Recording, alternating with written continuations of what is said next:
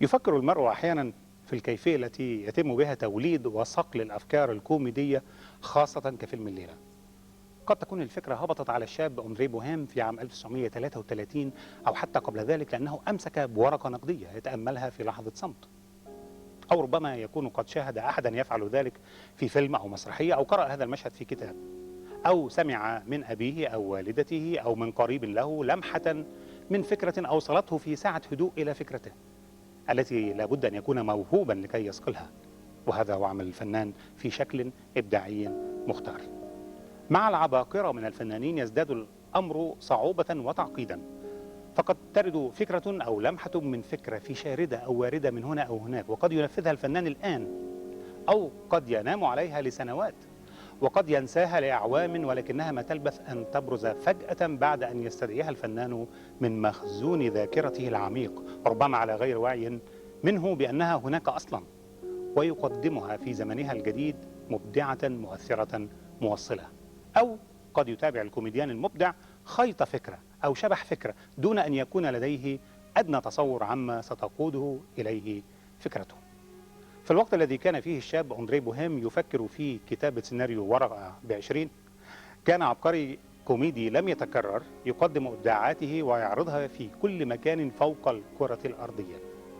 كيف كان هذا الفنان العبقري يبدع لا أحد يعلم، أو لنقل لم يعلم حتى اكتشف الباحثان السينمائيان كيفن براونلو وديفيد جيل كنزا لم يشاهده أحد من قبل، ظل مدفونا طيلة 70 عاما من عمر السينما، يقدمه لأول مرة من خلال مواد وثائقية نادرة وبتعليق بليغ صوت الممثل جيمس ميسون، شارحا الكيفية التي كان بها الكوميديان العبقري تشارلي تشابلن الذي ولد في عام 1889 وتوفي في عام 1977 يبدع كوميدياته كيفية ويبتكر لوازمه وحركاته التي رافقته طيلة حياته. كيف؟ الجزء الأول من فيلم تشابلن ذلك المجهول يسمح لنا بأن نطل من الداخل على عالم ذلك الكوميديان الفريد، وأعتقد أنها ستكون إطلالة ممتعة. شكرا لكم. This program consists almost entirely of film never before seen in public.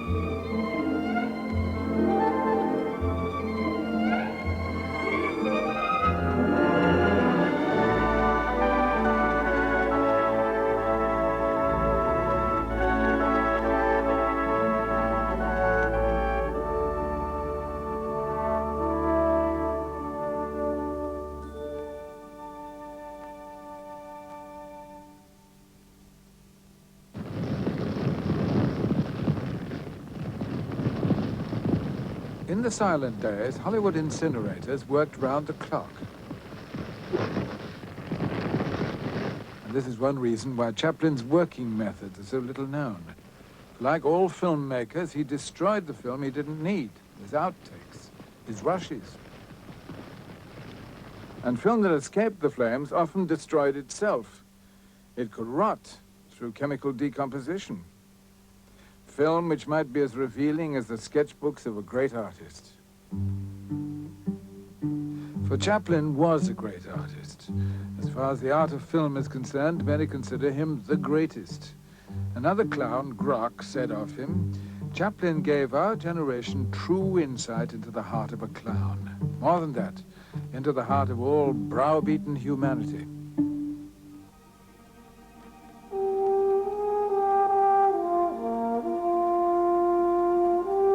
But Chaplin was very secretive about the way he worked. Only once did he allow himself to be filmed in action, for a feature of 1923.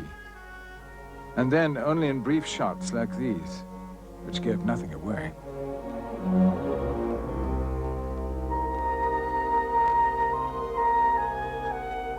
He was the silent filmmaker supreme. But he shrouded these early days in mystery to the end. Those films made under his control he carefully preserved, his classics, which have given us all some of our most precious memories.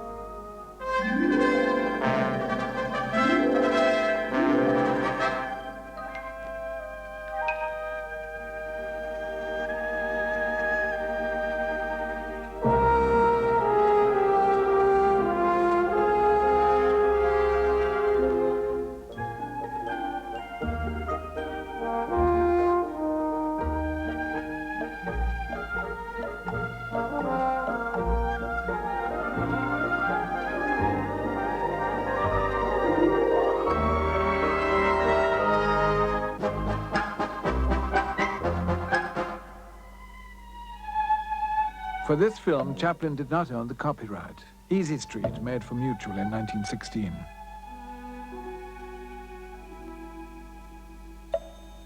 These early comedies Chaplin ignored. Many passed into other hands, copied and recopied until they were a strain to watch.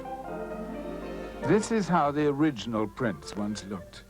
The photographic quality is sharp and clear, emphasizing the tragedy that so much has been lost. But by a miracle, some Chaplin outtakes have survived. Can after can of them from the period of the Mutual two-reelers. No one survives from the Mutual period, so the film in these cans must tell its own remarkable story, a kind of archaeology of the cinema. New York, 1916. Chaplin receives a bonus check from the president of the Mutual Film Corporation. His first year's salary? $670,000 plus the bonus. In return for becoming the highest paid entertainer in history, Chaplin has to produce 12 smash hit comedies. The first is The Floor Walker. Its subject, with typical Chaplin irony, is embezzlement on a grand scale.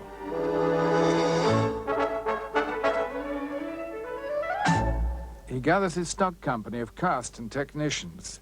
They will work on all the Mutuals. The heavy, Eric Campbell on the left. The heroine, Edna Purviance. Character man, Albert Austin. And Henry Bergman, who supported Chaplin in so many ways. Behind the camera, Rolly Totherow, who's been with Chaplin a year. Chaplin has come to depend on Totherow's camera eye as a kind of second director. Mutual built Chaplin a studio in Los Angeles. They call it the Lone Star Studio. Like other studios of the time, it's open to the elements. Muslin cloth diffuses the sunlight, but fails to keep out the wind. This first comedy was inspired by the big department stores that Chaplin had seen in New York. He reproduced one in his studio. But he still needed something to set his film apart. In New York, he'd seen a man tumble from an escalator. Without knowing precisely how he would use it, he ordered his construction crew to install an escalator in his set. I would build these sets without an idea in my head, Chaplin said. But once they were there, comic situations would develop. And one can watch them develop in his rushes. Rushes which have not been seen for nearly 70 years. The slate board provides a new number for every shot.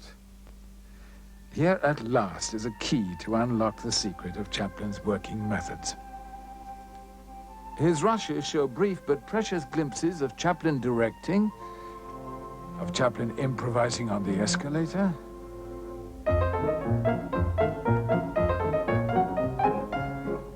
of the camera crew at work, of Chaplin relaxing between takes. The first revelation the rushes provide is that Chaplin rehearsed on film. Here he shoots a scene on his new prop, which has only been roughly worked out.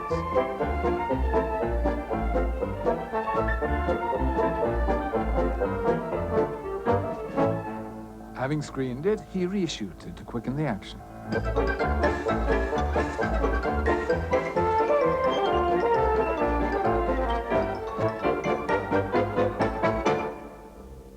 In the film, the goods are going fast. The manager's going too. He's been embezzling along with the floor walker. In the ensuing mayhem, the escalator becomes the star of the film. As the great Max Sennett said, why the hell didn't we ever think of a running staircase?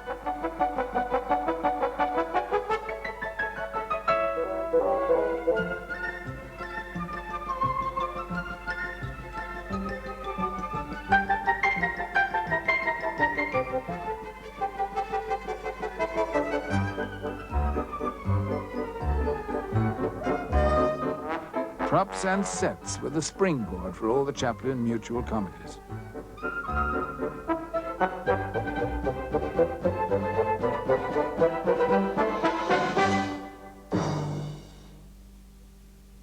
Chaplin was living at the Los Angeles Athletic Club when the idea of a comedy set in a health spa occurred to him.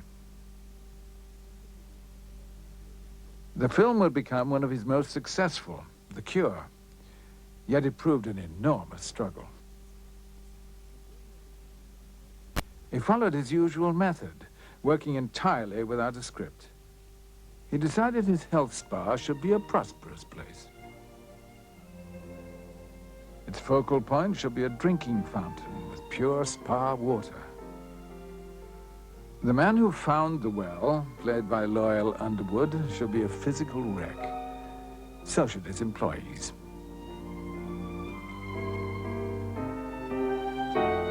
Amidst all this tranquil suffering, what could Charlie do? His first appearance with Eric Campbell gives him plenty of scope for slapstick.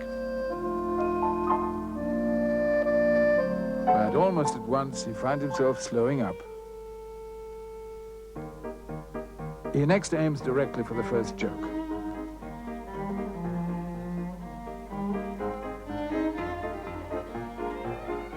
And the action quickens.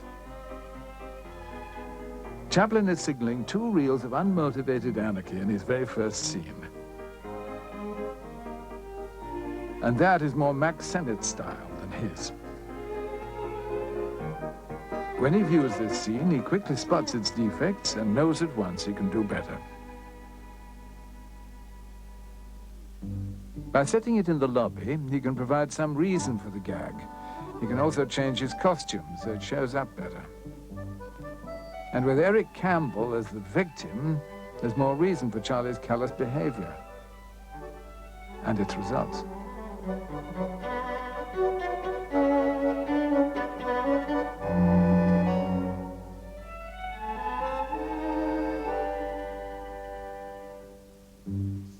Now Chaplin changes the man in the wheelchair to Albert Austin.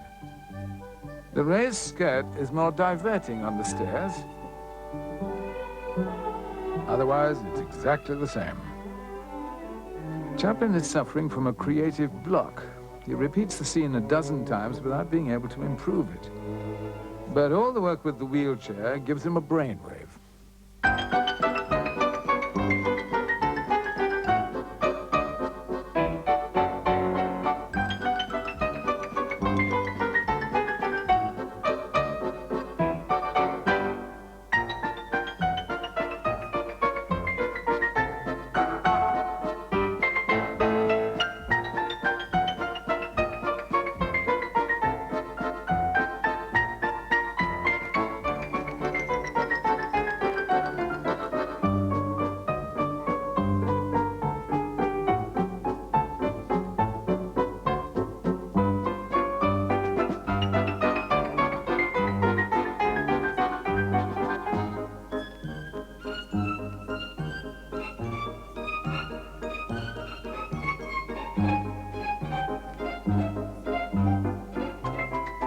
Charlie on the side of authority, bringing order out of chaos, is inconsistent with his character. Chaplin brings on the manager to end the joke. He senses there's little future in the bellhop character. 77 slates in. The health spa is rebuilt. The drinking fountain becomes a medicinal well.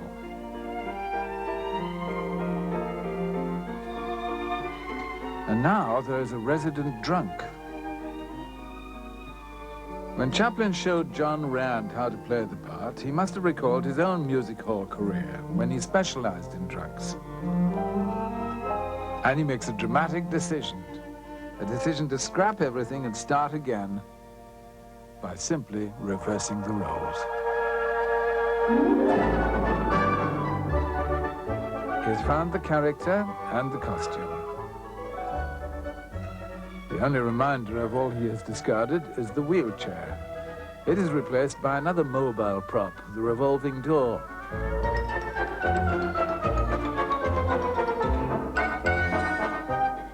Chaplin had a lot of trouble with inanimate objects. After a dozen takes, his cane accidentally jams in the door.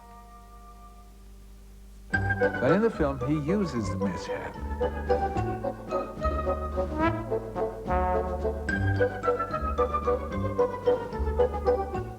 And the revolving door sparks off one of the most hilarious moments in the picture.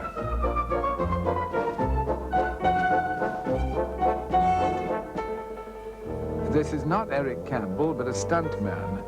Chaplin has told him to stay underwater for as long as he can, waving his legs.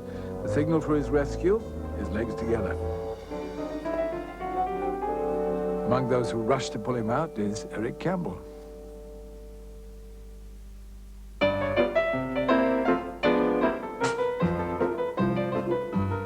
The gymnasium is the heart of a health spa and the heart of this film.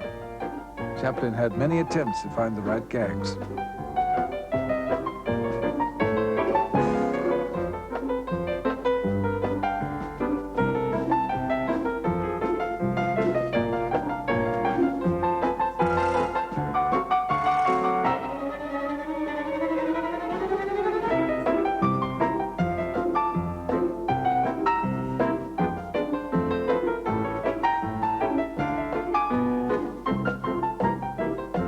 This sequence was cut from the final film, perhaps because it lacked the logic Chaplin was always searching for.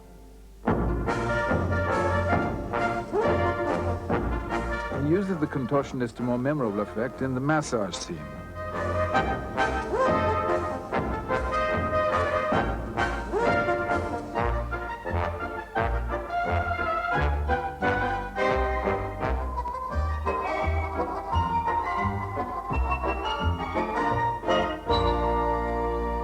.622 slates in.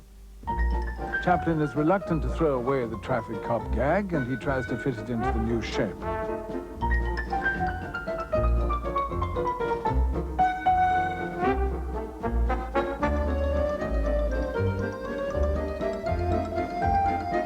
But without a uniform, there's no reason for the gag, no logic, and Chaplin discards it.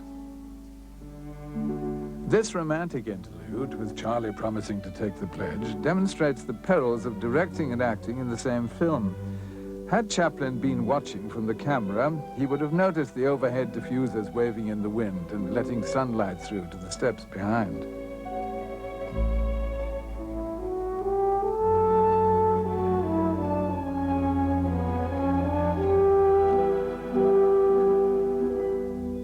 Surviving prints of the cure always fade out at this point.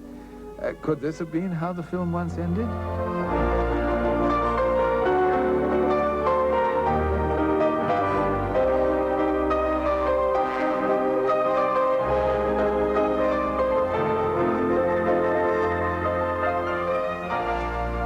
Or is Chaplin just fooling for the benefit of Edna Purviance? Edna Purviance was Chaplin's leading lady for 8 years. She'd had no acting experience, which Chaplin preferred. This camera test shows the features which first attracted him. She had a sensitive mouth, he wrote, and beautiful, large eyes. She was more than pretty. Here Chaplin directs her in a scene from The Adventurer. He wants her to resist Eric Campbell's advances with cool distaste. Edna was not a born actress, as these outtakes show, and Chaplin invested enormous effort in wresting a performance from her. She seems fed up shooting take after take, but her fatigue is part of the performance Chaplin is squeezing out of her.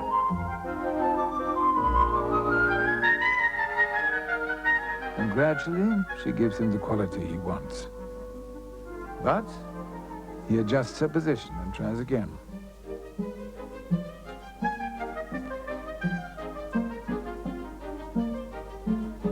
Edna was required to be cool and distant so often that one critic wrote, "Edna Pavance may always have been sad." These rushes would have surprised that critic.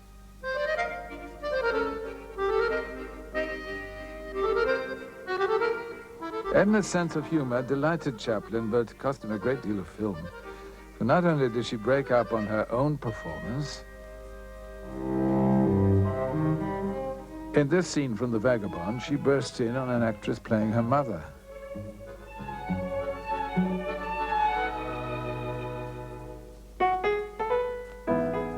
In an outtake from behind the screen, Charlie coaches her as though he were a director and not just an assistant prop man. But much of their work together must have looked like this.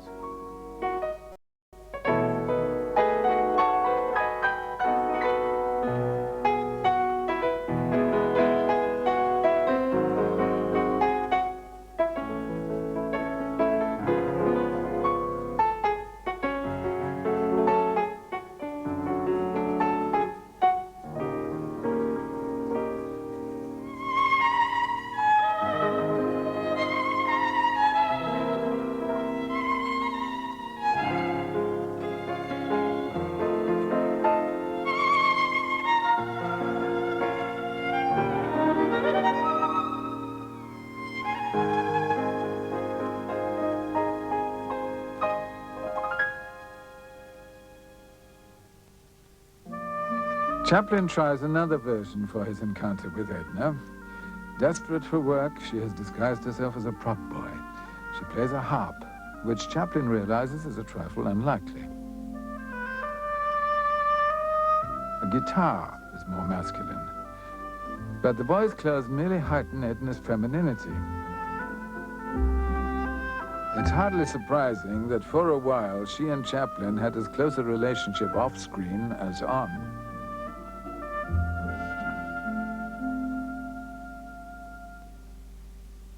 Behind the screen was a parody of life at the Max in its studio, where Chaplin began his film career.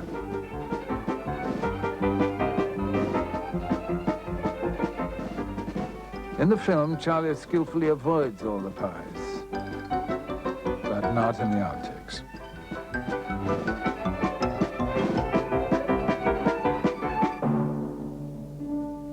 Senate comedies were also famous for glamorous girls.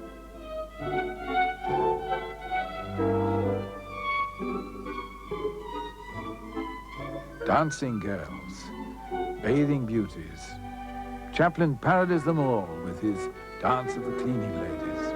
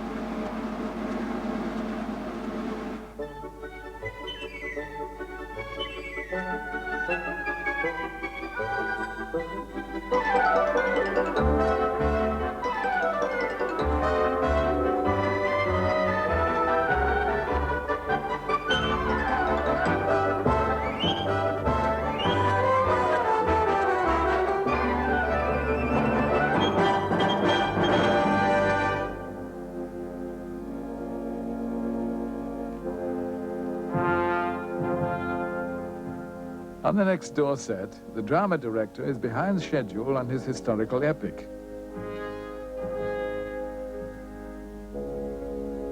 The executioner has no idea how to handle his acts.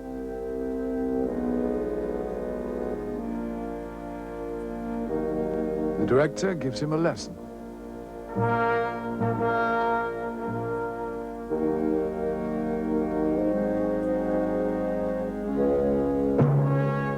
The blade falls within an inch of his heel, and there's no doubt the axe is sharp, for the blade is buried in the floor. Risky to do once, Chaplin does it again and again.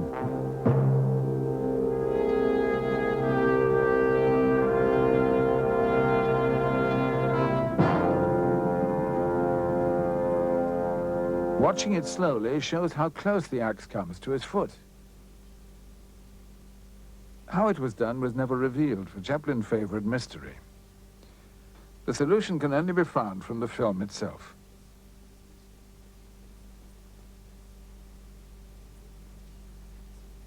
If we slow this down, it's even more baffling. He seems to kick an object on the floor, and his hat wobbles before he conjures it on his head.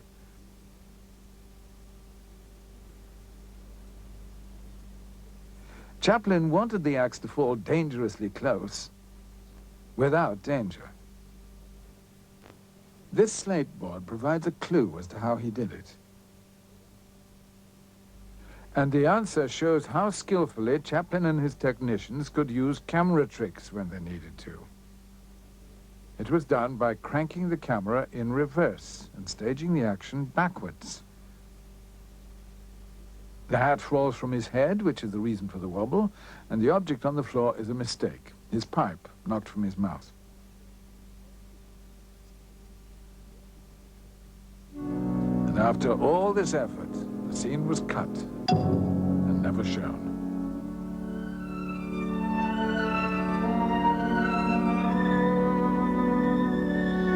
Albert Austin wears the same costume. Charlie is better dressed than usual. A Chaplin mystery, a film.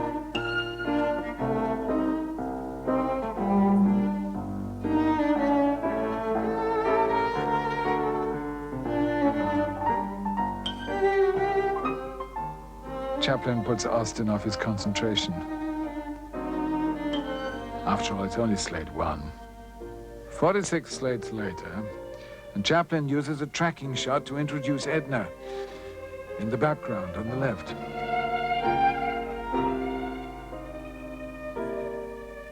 Now Edna wears a different costume and plays a different character, a lonely girl who can't afford a meal.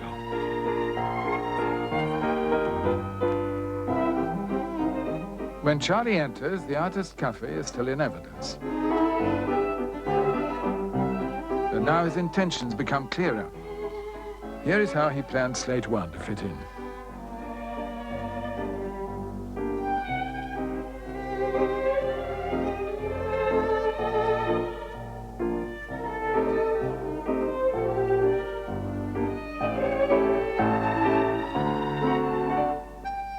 He cast Henry Bergman as a bullying waiter.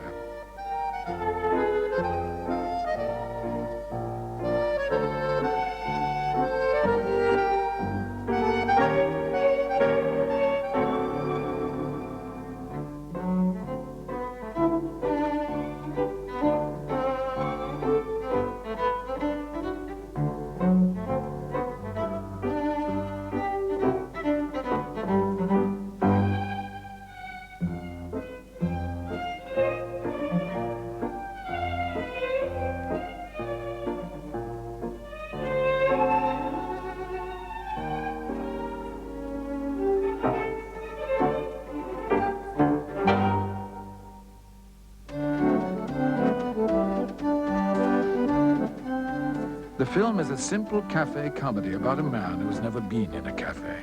That's all it is, so far.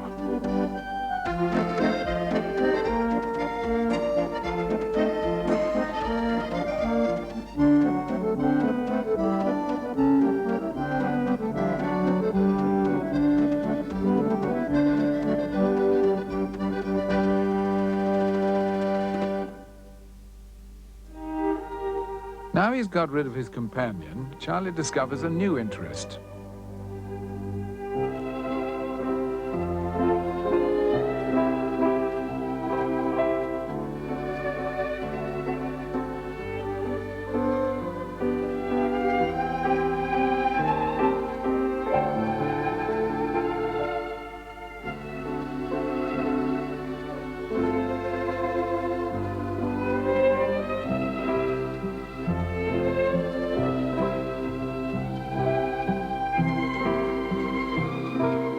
Charlie now sees the importance of table manners.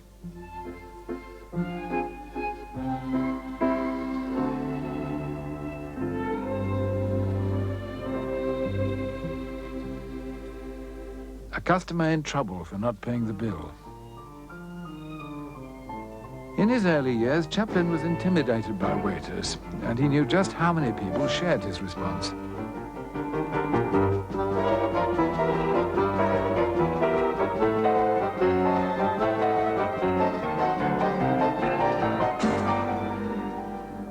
Charlie checks his own money supply.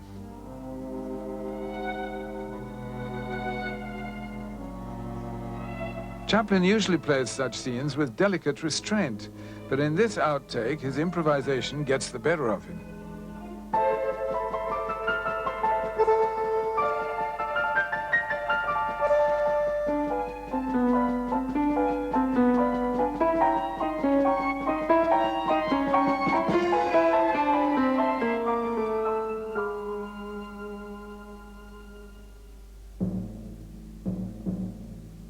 Finding a coin on the floor gives Charlie the confidence to recall the waiter.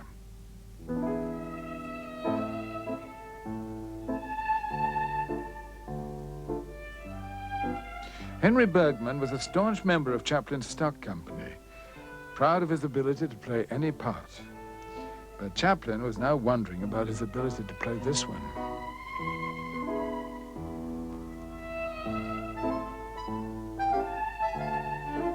Bergman plays the scene without that extra sense of menace so vital to the role. Chaplin is halfway through the film. He has discovered at last that he has the right approach but the wrong actor.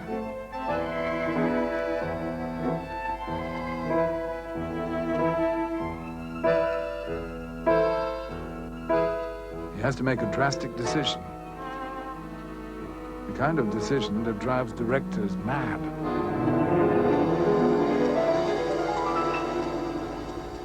The next day, he starts all over again. He has to reshoot all the waiter scenes with Eric Campbell, this time to much greater effect.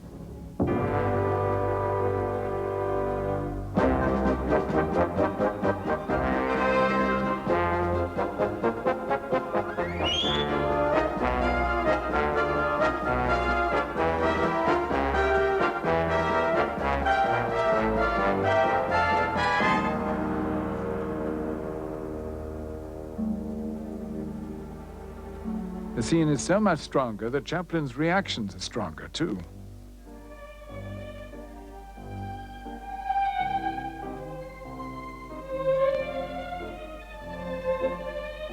By the change of actor, Chaplin converts a mildly amusing scene into what, in its full version, is a classic sequence of film comedy.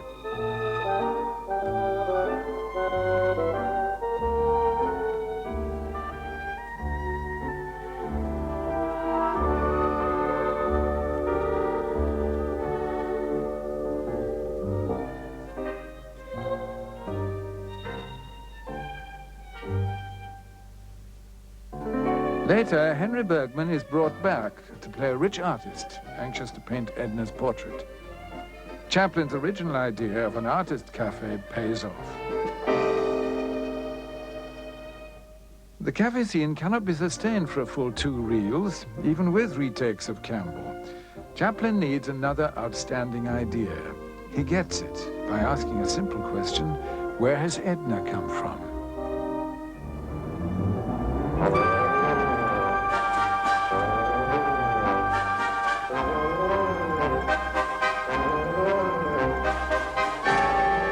Edna and her mother are immigrants.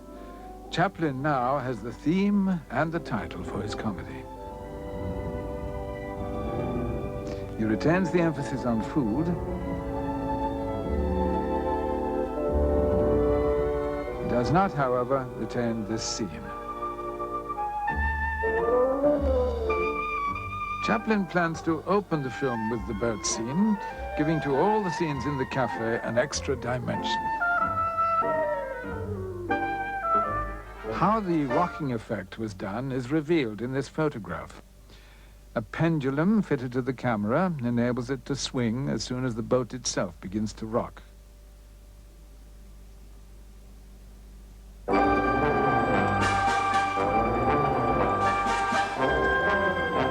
Chaplin makes even the misery of the immigrant seem comic.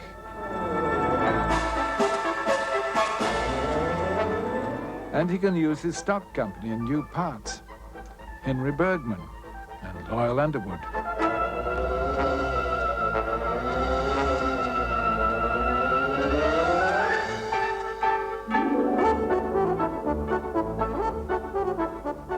The set of the dining room is not on the boat, but in the studio. The cameraman accidentally reveals that the set is on rockers.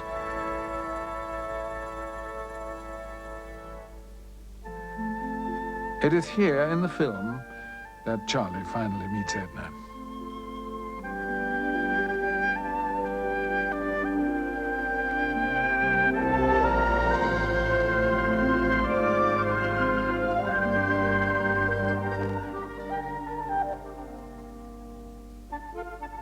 During the card game, Chaplin produces a prop he had never used before and would never use again.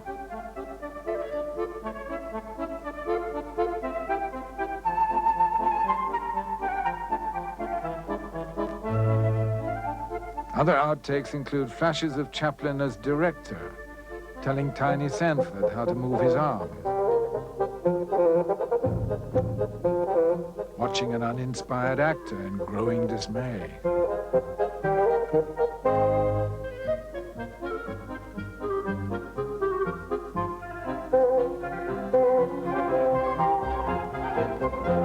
Becoming affected by Sanford's overacting.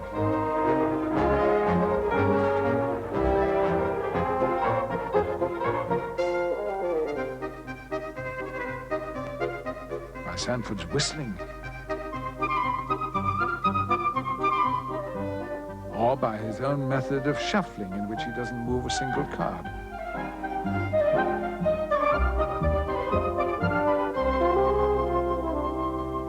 In contrast to all this hilarity, a flash of anger at unruly extras in the farewell scene.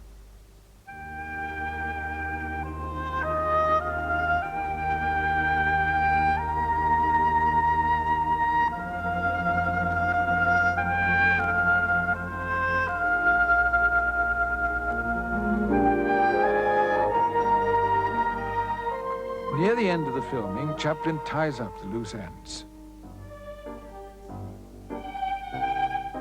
A coin now becomes the link between the boat and the cafe. After 745 slates, he has to reshoot his meeting with Edna, for now they know each other.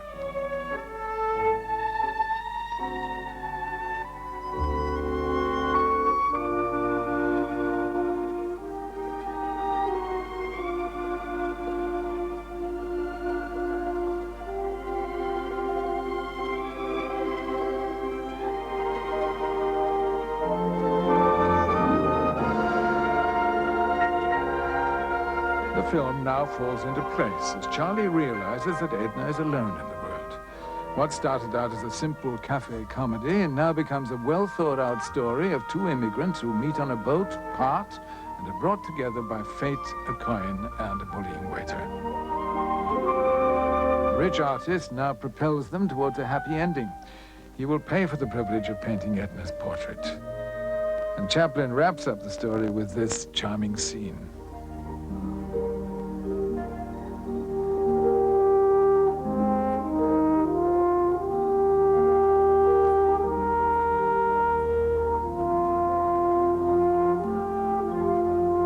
On its release, Photoplay magazine said, "In its roughness and apparent simplicity, The Immigrant is a jewel. No farce seen in years has been more adroitly, more perfectly worked out.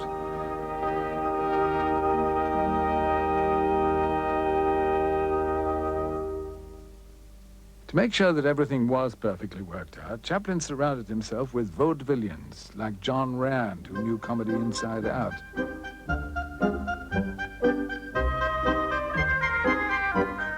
And he had the help of one of the top English music hall comedians, who can be glimpsed at the end of this take demonstrating the gag to Rand. Charlie's older brother, Sidney Chaplin.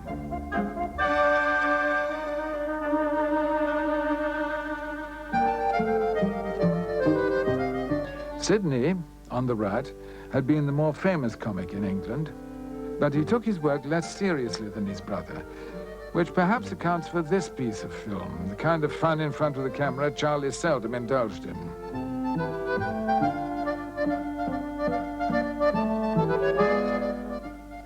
Sidney had just joined his brother as business manager, and he helped out on the films, where he was adept at every kind of stage work. But even as skilled a performer as Sid Chaplin could make mistakes. So it was with his brother. Buried among his rushes are his mishaps and accidents.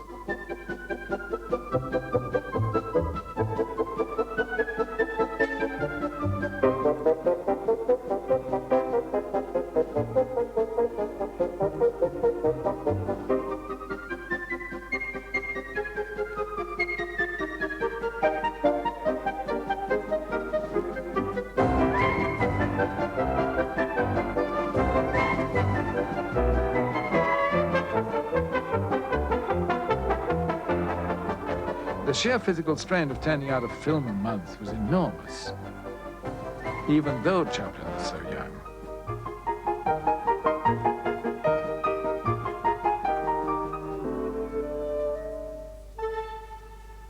Was it coincidence that in Chaplin's last film, under the demanding mutual contract, he plays a man who escapes from prison?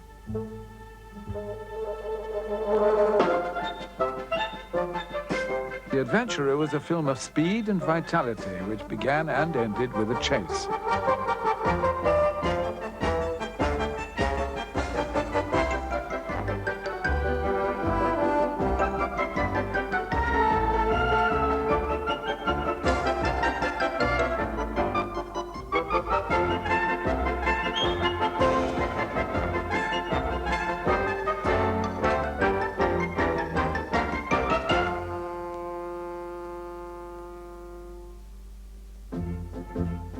Later in the film, Charlie finds himself a guest at a house party, but he's never been a guest of anyone, except the federal authorities.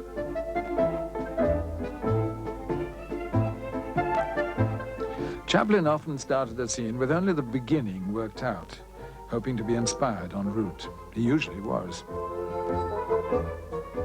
Here he has the routine rehearsed as far as the drinks are concerned.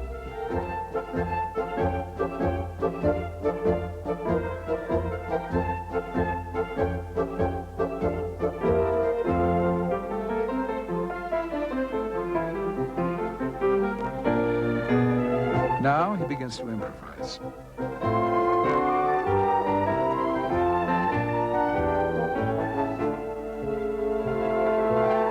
He doesn't get very far, but he's obviously pleased with the gag. This take is awkwardly staged.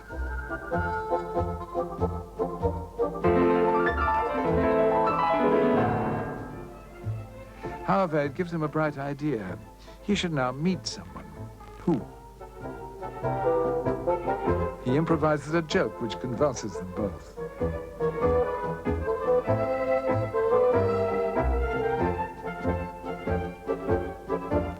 Now everything falls into place.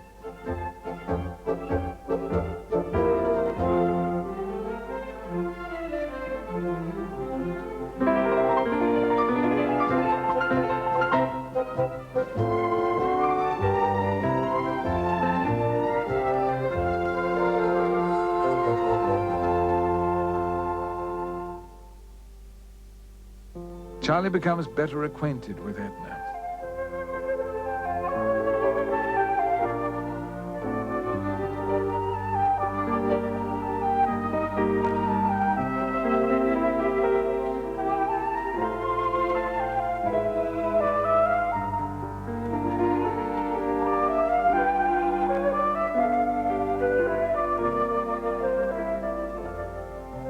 This charming scene does not appear in the film. Chaplin has worked his way into a major difficulty. He had started a sequence with a Spanish dancer.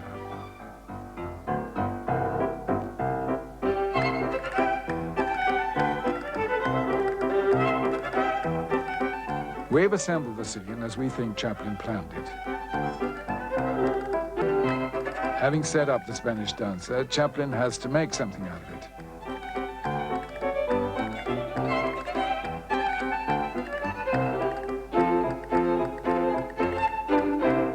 In this close-up, he conveys the effect on his pulse rate much more strongly.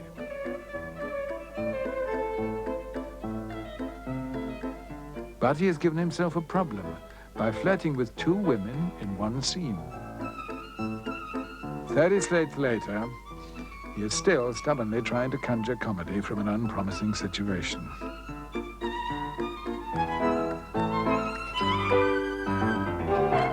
Charlie thinks the dancer is causing him to overheat. Actually, he's sitting on a radiator leaking steam. That much Chaplin has worked out. What he hasn't worked out is what to do when he discovers the radiator.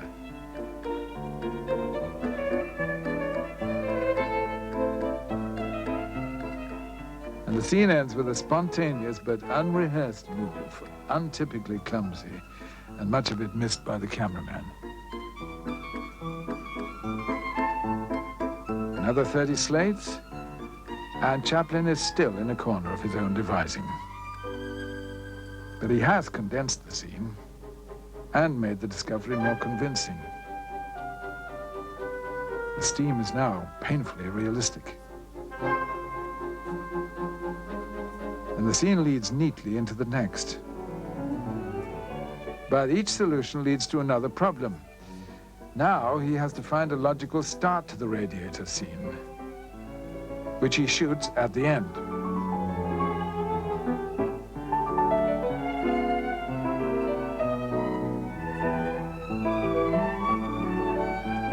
Now that he has worked out all the permutations after 100 laborious slates, what does he do with the sequence?